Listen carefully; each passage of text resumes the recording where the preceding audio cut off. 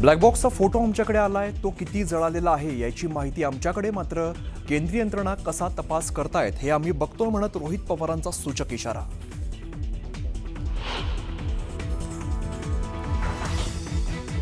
Pilot Sumit Kapoor suicide bomber होता का? अजित पवारांच्या अपघातावरती आमदार अमोल मिटकरींकडून शंका उपस्थित.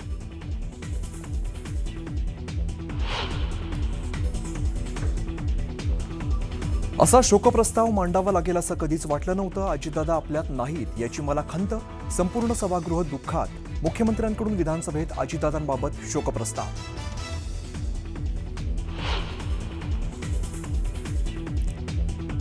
महाराष्ट्राने दादांच्या रूपात न लाभलेला मुख्यमंत्री गमावला. अजितदादांनी पहिल्यांदा आपलं टायमिंग चुकवलं.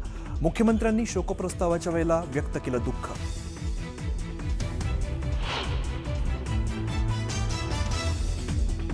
ती सकाळ महाराष्ट्राला आणि अंतःकरणाला चटका देणारी. असे मित्र पुन्हा मिळत नाहीत. दादांच्या आठवणीत उद्धव ठाकरे भाऊक, तर त्यांची बदनामी करणारेच आता हळहळ व्यक्त करतायत. सत्ताधाऱ्यांना लगावला टोला.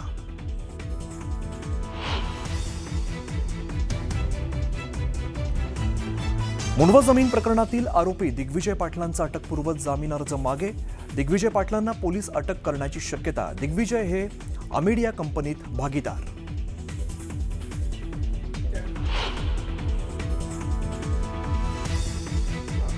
ठाण्यात पहिल्याच महासभेत भाजप आणि शिवसेनेत खडाजंगी. महापौर दालनाबाहेर भाजप नगरसेवकांची घोषणाबाजी.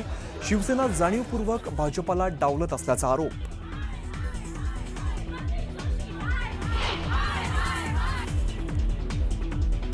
शरद पवारांच्या प्रकृतीत सुधारणा. सध्या शरद पवारांची तब्येत उत्तम. सर्व चाचण्या पूर्ण झाल्या असल्याची डॉक्टरांची माहिती. तर पुढील 48 तासात पवारांना डिस्चार्ज मिळणार.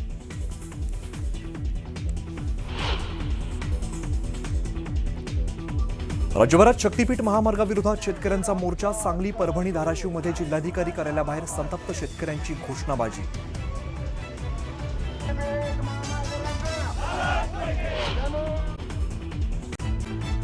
वर्षापेक्षा जास्त आहे. माझं वय 40 आहे. म्हणजे माझ्या वयापेक्षा जास्त अनुभव हा अजित काकांचा राजकारणामध्ये त्या ठिकाणी होता. आणि या सगळ्या गोष्टींबद्दल काही मिनिटात बोलणं हे तसं सोपं नाही. कितीही पानं वाचली तरी त्यांचा राजकीय प्रवास, सामाजिक प्रवास, त्यांनी केलेलं कामं, जेवढं बोलेल तेवढं कमी आहे, अशी ही परिस्थिती आहे. 1982 मध्ये छत्रपती सहकारी साखर कारखान्याचे संचालक म्हणून ते निवडून आले.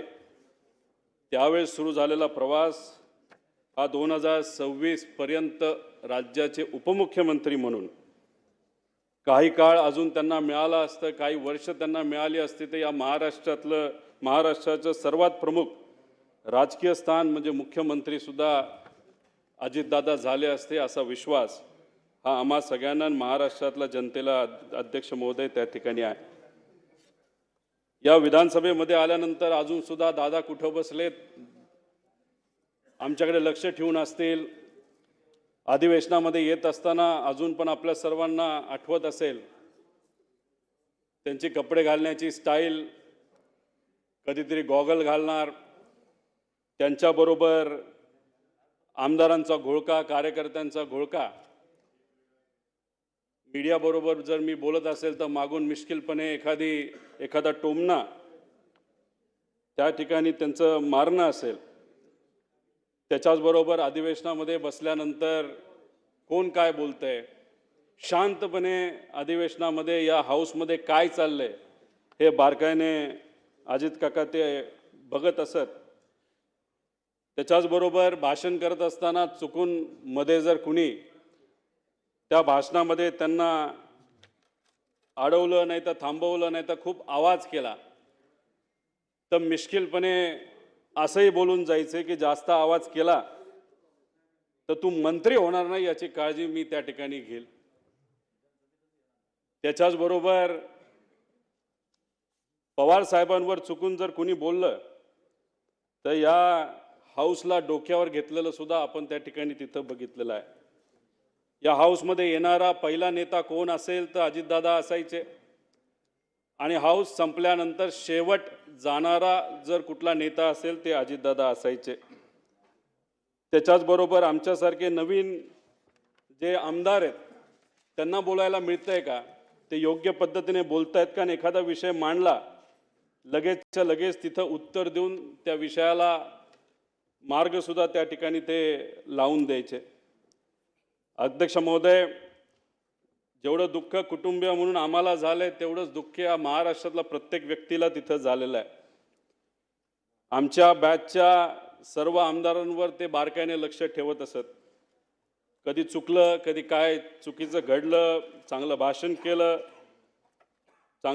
केलं तर चांगले बोलायचे, आणि जर चुकलं तर कहाणी त्या ठिकाणी धरायचे. अध्यक्ष महोदय, खरं तर अजितदादांवर बोलताना म्हणजे काय बोलायचं आणि काय नाही बोलायचं असं झालंय. खरं तर खूप काही इथं बोलू शकतो. अनेक लोकांनी आमदार असताना, मंत्री असताना त्यांनी काय कामं केली ही सांगितलं, पण मला असं वाटतं की परिवारातला एक व्यक्ती म्हणून परिवाराच्या दृष्टिकोनातून ते कसे होते हे थोडक्यात सांगण्याचा मी इथं प्रयत्न करतो. अजित काकांचा जन्म हा अहिल्यानगर जिल्ह्यामध्ये राहुरी तालुक्यामध्ये प्रवरा देवळाली मधला. सुट्टीच्या वेळेस मामाकडे जायचे. त्यांना लहानपणी गोट्या खेळायला आवडायचे, पण त्यांचा एक स्वभाव होता, कुठलाही खेळ खेळत असताना जर एखाद्या वेळेस ते हरले, नाही तर आपण हरतोय असं दिसायला लागले, तर काही झालं तरी आपण जिंकायचं. कधी कधी तर असं काही व्हायचं की अख्ख्या कुटुंबाला त्याला तिथं थांबावं लागायचं, कारण का दादांची अशी परिस्थिती असायची की गोट्या माझ्या ज्या काय तिथं मी हरलोय खेळामध्ये, त्या परत एकदा मी जिंकणारच तरच बारामतीला तिथं जायचं. आणि चुकून जर तिथं एखादं भांडण कोणाबरोबर झालं तर दादा चिडायचे, आणि मग बाकीचे त्यांना कुठेतरी सांभाळून घेण्याचा प्रयत्न करायचे. पण कधी कधी ते असंही म्हणून जायचं, असं मी ऐकलं माझ्या वडिलांकडनं, की जर मला कुणी मारलं तर मी अजिबात शांत बसणार नाही, त्याचा तोडीसतोड उत्तर त्यावेळेस लहान असताना ते त्या ठिकाणी द्यायचे. त्याच्याचबरोबर बारामतीला शाळेला जेव्हा ते जायचे तेव्हा नीरा कनाल हा मधून वाहत असायचा. नीरा कनालमध्ये जर पाणी असेल तर त्यांना थोडंसं लांबून जावं लागत होतं. बघा ना, योगायोग, लहानपणी जेव्हा त्यांना लांबून जावं लागत होतं तेव्हा ते सारखे चिडायचे की पाणी कोण सोडतंय, पाणी सोडलं तर मला लांबून जावं लागतंय. पण नंतर 15 वर्ष नीरा कनाल ज्या मंत्रालयाचा भाग आहे त्या मंत्रालयाचं मंत्रिपद हे दादांनी त्या ठिकाणी खूप सक्षमपणे बघितलं, आपण सगळ्यांनी बघितलं. माझ्या वडिलांचे आणि त्यांचे फार चांगले संबंध होते. दोघं एकत्र बऱ्याच वेळा तिथं थांबायचे, राहायचे. त्या दोघांना कृषी क्षेत्र खूप आवडायचं. एकदा त्यांना चांगली जर्सी गाई घ्यायची होती. दोघांनी ठरवलं, चला बँगलोरला आपण जाऊ. दोघं गेले बँगलोरला. पैसे थोडे घरून घेतले होते. तिथं गेल्यानंतर तिथं गाया सगळ्या तिथं निवडल्या. आता कसं जायचं, तर बजाजचा एक मोठा टेम्पो असायचा, जो काही ट्रॅक्टर नाही तर गाड्या घेऊन यायचा, त्याच्यामध्ये तो बुक केला, त्याच्यामध्ये गाई ठेवल्या. बँगलोरपासून ते बारामतीपर्यंत मग शेण साफ करणं असेल, दूध काढणं असेल, पाणी देणं असेल, दूध काढलेलं विकणं असेल, ह्या सगळ्या गोष्टी अजितदादांनी आणि माझ्या वडिलांनी तिथं केल्या. आणि हे करत असताना कधी बोलून दाखवलं नाही. सहसा सगळ्यांची सवय असते की आमचं लहानपण कसं होतं, किती अडचणीचं होतं, हे सातत्याने अनेक लोक तिथं बोलून दाखवतात, पण दादांनी कधी ते तिथं बोलून दाखवलेलं नाही. त्याच्याचबरोबर असेही काही अनुभव मी ऐकलेले आहेत की जेव्हा लहानपणी ते श्रीनिवास काका असतील असं चालत मातीच्या रस्त्याने जायचे, आणि जात असताना जेव्हा रस्त्यावर एखादा दगड असेल, काटा असेल, तर काही असेल तर ते साईडला सारून ठेवायचे. की त्यांचं म्हणणं असायचं की ठीक आहे, आपण आता चालतोय, आपल्याला दगड दिसतो तर तो बाजूला करूया, म्हणजे मागून येणारी एखादी गाडी असेल, बैलगाडी असेल, त्याला कुठं त्या ठिकाणी त्रास होऊ नये. म्हणजे दुसऱ्याची काळजी कशी घ्यायची ही लहानपणीपासून दादांनी त्या ठिकाणी जपून ठेवलं होतं. त्याच्याचबरोबर शेतामध्ये जात असताना गाजर गवत असेल, नाही तर अजून कुठलं काय असेल तर ते उपटायचं आणि बांधावर काढून ठेवायचं. आणि लहानपणी कोल्हापुरात शहाजी महाराजांच्या शाळेमध्ये, राजश्री शाहू महाराजांच्या शाळेमध्ये त्या ठिकाणी गेल्यानंतर पुरोगामी विचाराचा पगडा त्यांच्या मनावर, ध्यानावर आणि विचारांवर त्या ठिकाणी बसला. अध्यक्ष महोदय, फार लहान म्हणजे कदाचित ते 18 ते 20 वर्षाचे असतील तेव्हा वडिलांचा अकाली निधन त्या ठिकाणी झालं आणि ते झाल्यानंतर शेतीची पूर्णपणे जबाबदारी काकांवर तिथं आली आणि त्याच्यामध्ये कष्ट कसे करायचे, शेतीत नवीन प्रयोग कसे करायचे हे कुठं ना कुठंतरी सातत्याने ते तिथं समजून घेत होते. त्याच्याचबरोबर आदिदादांच्या वडिलांचं निधन झाल्यानंतर अनंतराव आजोबा हे वारल्यानंतर पवार साहेबांनी दादांची फार मनापासून काळजी घेतली. स्वतःच्या पोटच्या पोरासारखं त्यांना त्या ठिकाणी वाढवलं आणि दादांनी सुद्धा पवार साहेबांचा आदर हा शेवटपर्यंत त्या ठिकाणी ठेवला. त्याच्याचबरोबर जसे जसे अजितदादा स्वतःला सिद्ध करत गेले तसे तसे पवार साहेबांनी अधिकची जबाबदारी ही दादांवर त्या ठिकाणी टाकली.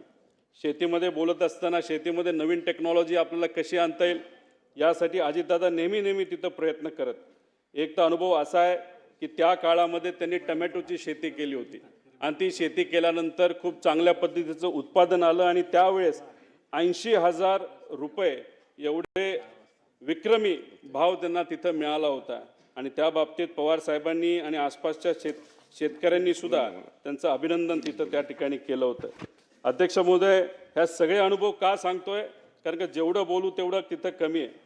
शेतकऱ्यांबद्दल अजितदादांना नेहमी आदर असायचा. शेतकऱ्याचा जी एक क्वालिटी असते की काही झालं तरी हार नाही मानायची, हीच क्वालिटी ही अजितदादांमध्ये अध्यक्ष महोदय त्या ठिकाणी होती. अध्यक्ष महोदय, राजकारणामध्ये आल्यानंतर त्यांनी खूप मोठ्या प्रमाणात कामं केलेली आपल्या सगळ्यांना तिथं माहिती आहे. पण राजकारणात येत असताना त्यांचं वय किती होतं तर फक्त 23 वर्षाचं होतं. 1982 मध्ये त्यांनी श्री छत्रपती सहकारी साखर कारखान्या निवडणुकीमध्ये तिथं डायरेक्टर झाले. तिथून त्यांची तिथं सुरुवात झाली. त्याच्यानंतर जिल्हा सहकारी बँक, शिक्षण संस्था, दूध संस्था, क्रीडा संस्था, खासदार, आमदार, मंत्री, कॅबिनेट मंत्री, विरोधी पक्ष नेते अशा पद्धतीने विविध पदं भूषवली. पण त्या पदं भूषवत असताना खूप मनापासून त्या पदासाठी न्याय देण्याचा प्रामाणिकपणे त्यांनी त्या ठिकाणी प्रयत्न केला. कुठेही असं केलं नाही की मला हे पद मिळालं त्या पदाचा वापर फक्त मला झाला पाहिजे. सकाळपासून संध्याकाळपर्यंत लोकांच्या हितासाठी त्यांनी त्या ठिकाणी काम केलं आणि हे काम करत असताना त्या विभागाचे जे कुठले अधिकारी असतील त्या अधिकाऱ्यांना सुद्धा विश्वासात घेतलं. एखादा चांगला अधिकारी एखादी चांगली गोष्ट सांगत असेल आणि आपण मंत्री आहोत म्हणून त्याचा आवाज बंद करायचा नाही तर त्याला कमी लेखायचं हे कधी दादांनी तिथं केलेलं नाही आणि त्यामुळेच अधिकाऱ्यांमध्ये सुद्धा दादांबद्दल फार चांगली भावना ही शेवटपर्यंत त्या ठिकाणी राहिली. अध्यक्ष महोदय, त्या दादांकडे जर आपण पदं बघितली तर अनेक मोठी पदं आहेत. त्या पदामध्ये म्हणजे फारच पण बऱ्याच लोकांनी त्या विषयावर बोलल्यामुळे मी काही जास्त त्याच्यात बोलत नाही. फक्त एकच सांगतो, अजितदादांबद्दल बोलत असताना बऱ्याच लोकांना काही गैरसमजसुद्धा होते. दादांचा स्वभाव खूप कडक आहे असं लोक म्हणायचे. पण मगाशी जसं उदाहरण दिलं, दादा एका फणसासारखे होते, बाहेरून एकदम कडक पण आतून एकदम गोड, तसा त्यांचा तिथं स्वभाव असायचा. पण काही स्वार्थी व्यक्तिगत विषय घेऊन बेकायदेशीर विषय घेऊन येणाऱ्या लोकांबद्दल मात्र ते चीड करायचे. पण एखादा सामान्य व्यक्ती त्यांच्याकडे आला तर लगेचच्या लगेच तिथं काम आपल्याला कसं करून घेता येईल याचं प्राधान्य ते नेहमी त्या ठिकाणी देत असायचं. त्याच्याचबरोबर असे काही जण म्हणायचे की त्यांना राजकारण सोडून दुसऱ्या कशातच रस नाही. पण एखादे चांगले चित्र असेल, चांगली कलाकृती असेल तर नक्कीच त्याला त्या ठिकाणी ते वेळ द्यायचे. चांगली गाणी, जुनी गाणी ही गायला ऐकायला त्यांना त्या ठिकाणी आवडायचं. त्याच्याचबरोबर त्यांना पिक्चर बघायला सुद्धा आवडायचं. पण बहुतांश पिक्चर त्यांचे ते आवडकीचे जे होते ते सर्व जुने पिक्चर होते. खरं तर मी मध्ये त्यांना विनंती केली होती की KGF पिक्चर हे तुम्ही बघा, रॉकी भाय. कारण की एका प्रचारामध्ये मी कुठेतरी बोलून गेलो, आजचे रॉकी भाई कोण आहेत राजकारणात, ते तर दादा आहेत. तर दादा म्हणले, हा कसला पिक्चर तू काढला? म्हटलं, दादा जेव्हा प्रचार होईल, आपण पिंपरी चिंचवडमध्ये सत्तेत येऊ, त्यानंतर आपण दोघं एकत्रित बसून तो पिक्चर बघू. पण ते स्वप्न माझं जे कुठलं छोटं असेल ते त्या ठिकाणी काही पूर्ण होऊ शकत नाही. अध्यक्ष महोदय, खरं तर अजितदादांची दुसरी बाजू, जेव्हा केव्हा एखादा कार्यकर्ता अडचणीत येतो तेव्हा ते मनापासून त्या कार्यकर्त्याला मदत करत असेल. आपण एखाद्या पदावर असलो काय नसलो काय, लोक जेव्हा अडचणीत असायची त्या लोकांना सुद्धा तिथं मदत ते सातत्याने त्या ठिकाणी करत होते. 2005 साली मांढरादेवी दुर्घटनेतील चेंगराचेंगरीत सुमारे 300 जणांचा मृत्यू झाला. अजितदादा लगेचच्या लगेच तिथे गेले. जी काय मदत आपल्याला शासनाकडनं, प्रशासनाकडनं आणि व्यक्तिगत करता येईल ती मदत तिथे असणाऱ्या लोकांना व त्यांच्या नातेवाईकांना तिथं केली. अध्यक्ष महोदय, पक्ष संघटना बांधणीमध्ये सुद्धा त्यांचं खूप मनापासूनचं लक्ष तिथं असायचं. कार्यकर्त्याला काय लागतं, कसं लागतं, त्यांना मदत कशी आपल्याला करता येईल, त्याच्याचबरोबर तरुणांना राजकारणाकडे आकर्षित करणं हे काय सहसा सगळ्यांना जमतं असं नाही.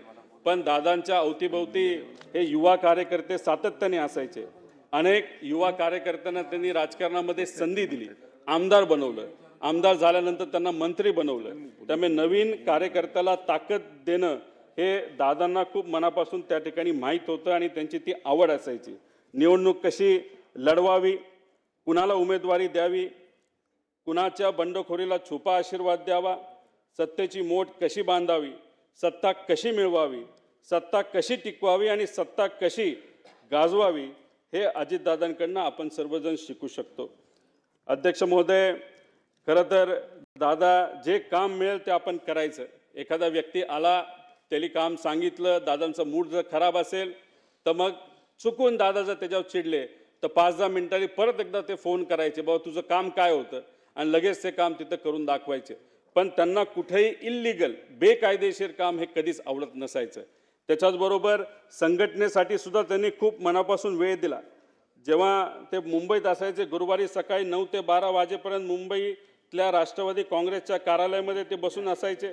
त्यानंतर शनिवार आणि रविवार हा बारामती आणि पुण्यासाठी असायचा. मुंबईत जेव्हा अजित काका तिथं बसलेले असायचे, चुकून एखादा बारामतीचा कार्यकर्ता जर मुंबईत आला तर प्रेमाने त्याला सांगायचे, जेव्हा मी बारामतीत असेल तेव्हा तू तिथे ये, आता इथं येऊ नको.